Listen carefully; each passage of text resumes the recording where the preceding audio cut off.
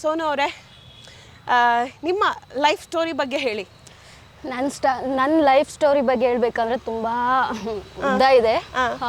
ನಾನು ಮೊದಲು ಈ ಮಾಡಲಿಂಗು ಇದೆಲ್ಲ ನಾನು ಮಾಡೋಕ್ಕೆ ಮುಂಚೆ ನಾನು ಸೇಲ್ಸ್ ಗರ್ಲಾಗಿ ವರ್ಕ್ ಮಾಡ್ತಾ ಇದ್ದೆ. ಓಕೆ, ಎಲ್ಲಿ? ಇದು ಯಾರಿಗೂ ಗೊತ್ತಿಲ್ಲ, ಫಸ್ಟ್ ಟೈಮ್ ರಿವೀಲ್ ಮಾಡ್ತಾ ಇದ್ದೀನಿ. ಓಕೆ, ಇದು ಬ್ಯಾಂಗ್ಳೂರಲ್ಲೇ ಸೇಲ್ಸ್ ಗರ್ಲಾಗಿ ವರ್ಕ್ ಮಾಡ್ತಾ ಇದ್ದೆ. ಆದಿತ್ಯ ಬಿರ್ಲಾ ಗ್ರೂಪ್ ಅಂತ ಇದೆ, ಆ ಗ್ರೂಪಲ್ಲಿ ನಾನು ಸೇಲ್ಸ್ ಗರ್ಲಾಗಿ ವರ್ಕ್ ಮಾಡ್ತಾ ಇದ್ದೆ.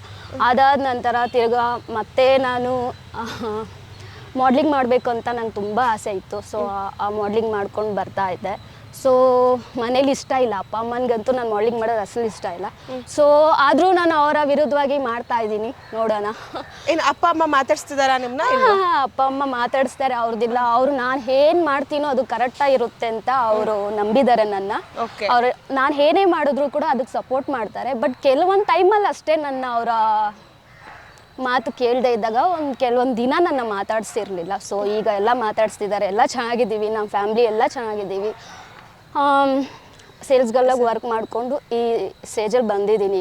ಈಗ ನನ್ನ ಪ್ರೊಫೆಷ್ನಲ್ ನಾನು ಮಾಡಲಿಂಗಲ್ಲೇ ಇರಬೇಕು ಅಂತ ಅದೇ ಪ್ರೊಫೆಷನ್ನ ಚೂಸ್ ಮಾಡಿಕೊಂಡು ಅದರಲ್ಲೇ ಮುಂದುವರಿತಾ ಇದ್ದೀನಿ.